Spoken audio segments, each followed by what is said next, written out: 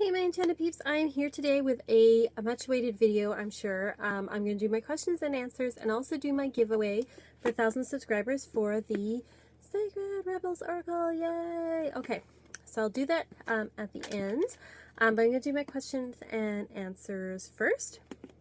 And I was going to do this last week, but I was very sick, so I waited till today. So thank you for your patience. So thank you to everybody who entered and who, even the people who said, hey, I already have that deck, and, you know, commented anyway. That's awesome. So thank you. So just had a few questions, but they are, the first is favorite decks and books. And this was really hard because I have lots of decks, lots of books, and I love so many different ones. So these are by far not the only books and decks I love, but I just kind of went around and pulled ones that kind of called to me. So book-wise, first one I grabbed was this classic Women Who Run with the Wolves by Clarissa Pinkola Estes. This is a classic. As you can see, it's beat up and much loved. It is a wonderful book if you do not know about it.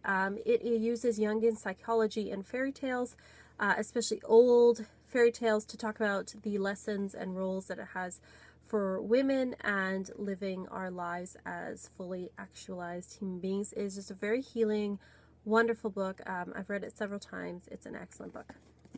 The next book that I have here is one that I got this year, which was a great read in the summer, called Light is the New Black by Rebecca Campbell. It is a great inspirational book, especially if you are looking at working in things like what they call light worker, which means like anything tarot, bringing joy to people, if you're a healer, anything like that. If you think of yourself as a light worker, this is a very inspiring book.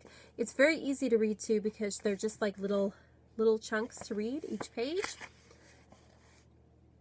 I think she started this as a blog, and so a lot of these are blog posts, and then there's even poems and stuff, and it's just very inspiring. You could even like take one of these little chunks a day and read it just to stay inspired. So it is a wonderful book.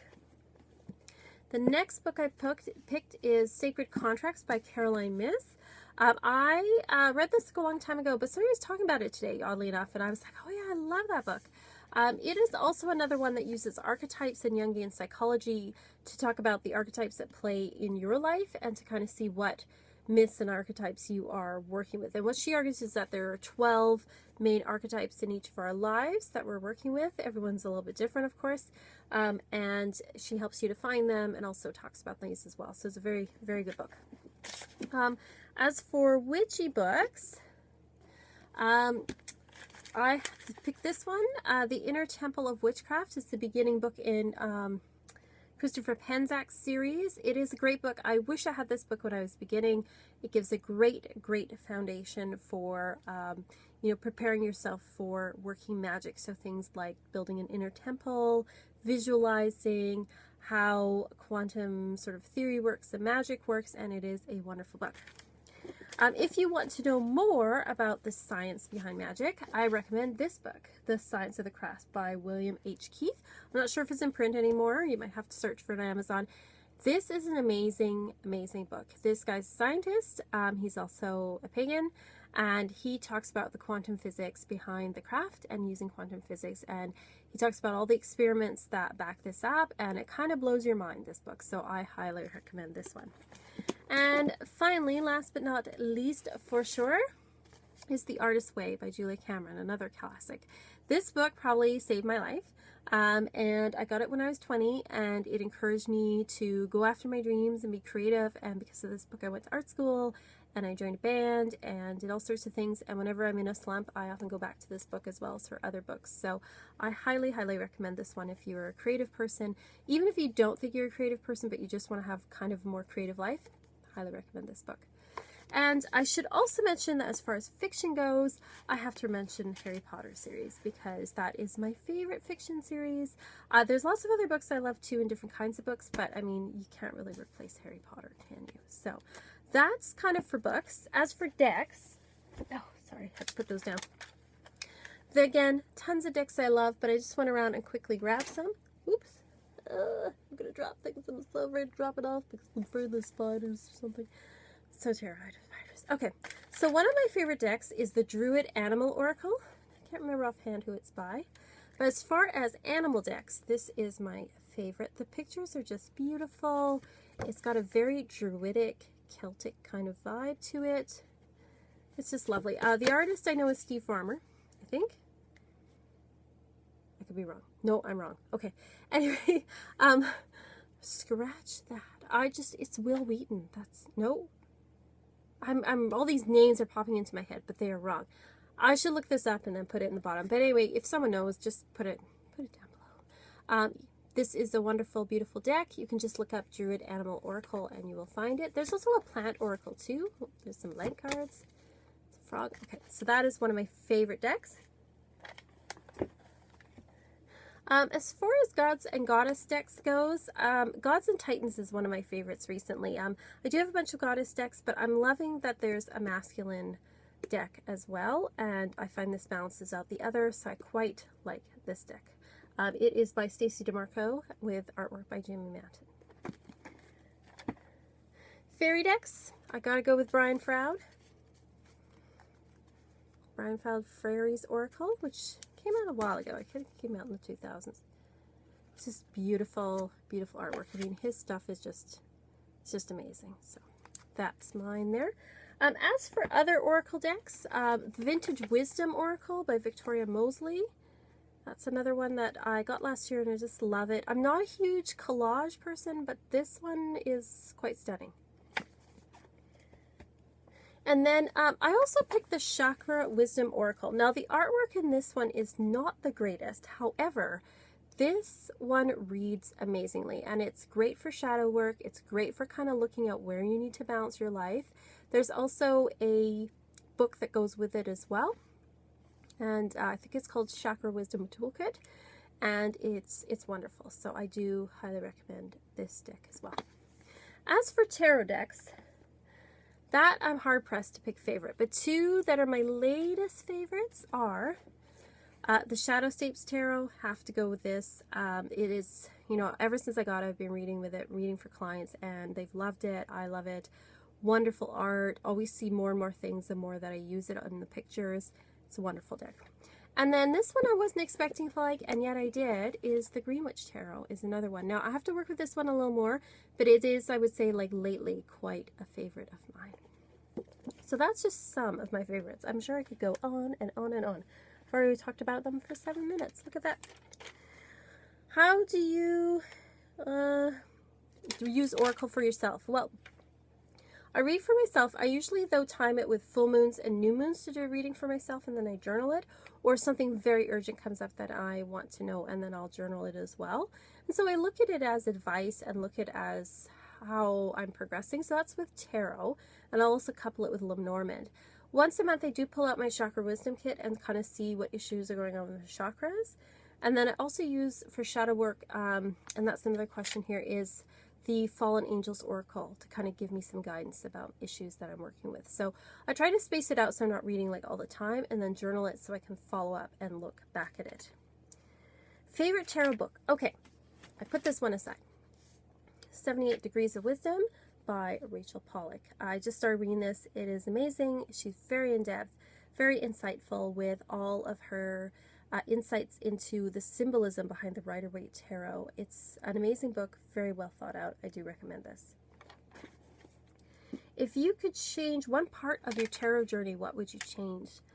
I don't know if I'd change any of it, you know, like part of me thinks, oh, it'd be nice to have a teacher instead of just learning on my own, but I wonder if I would have, you know, developed the way I have if I'd had that. So I kind of wouldn't change anything, you know, picking up on my own, reading for family, reading for friends.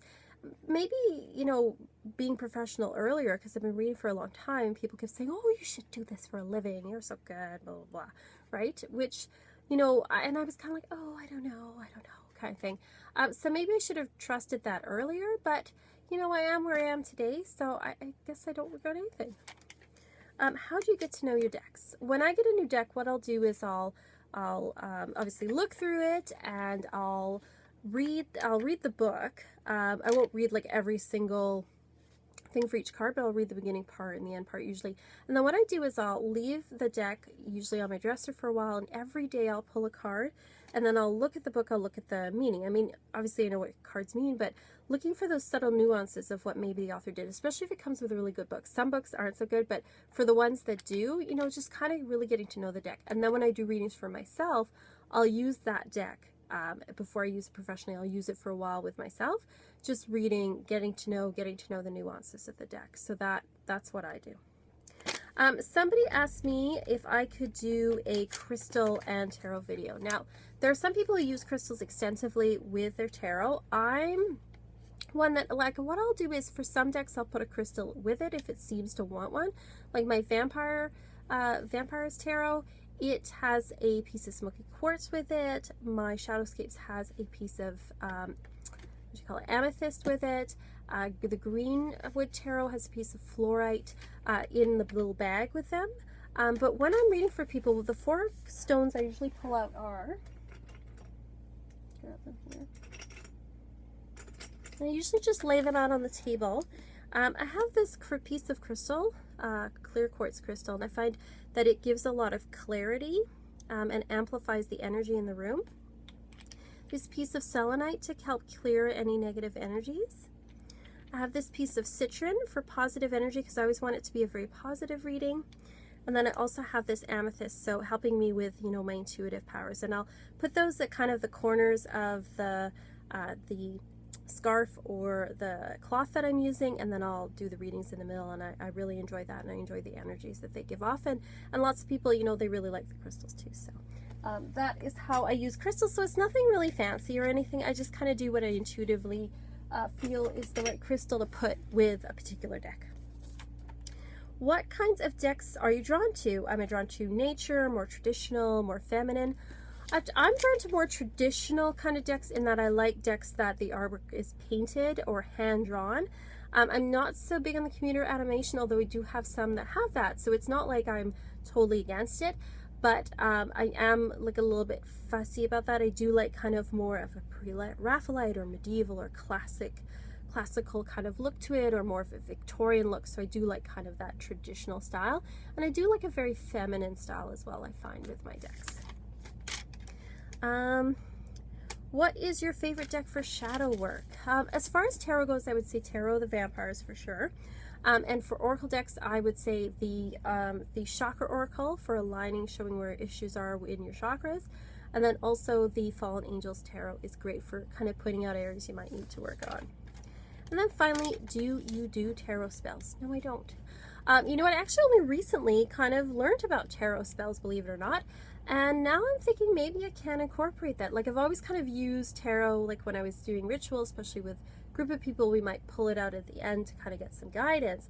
But as far as actually like taking the cards, putting them on the altar and using them as part of the spell, I've only sort of recently come across, and I thought that's a really great idea. So I'm actually looking to learn more about that. So now we get to the part that I'm sure people are waiting for, which is the draw. I have all your stuff in here. See? There we go. Okay. Gonna pull. Lord and Lady, please help me to pick the one for the person that needs this most. Okay. Let's see who it is. It is Calm Spirit. Calm Spirit. There you go. Please email me what your address is so I can mail this to you. Yes, mail this. Okay. So please email me. I'm going to put my email address below. Email me, or you can send me a message on Facebook Messenger. I'll also put the Facebook down below. It's better than YouTube Messenger because I don't know. It just doesn't seem to really work for me. So do that. Send me your address and I will send this to you. Thank you to everyone for entering. I wish I could get everyone something, but of course I can't. But thank you so much. And thank you to everybody who watches and comments, and you know, I really appreciate it, and I'm truly honored, and thank you so much, and thanks again. All right, bye.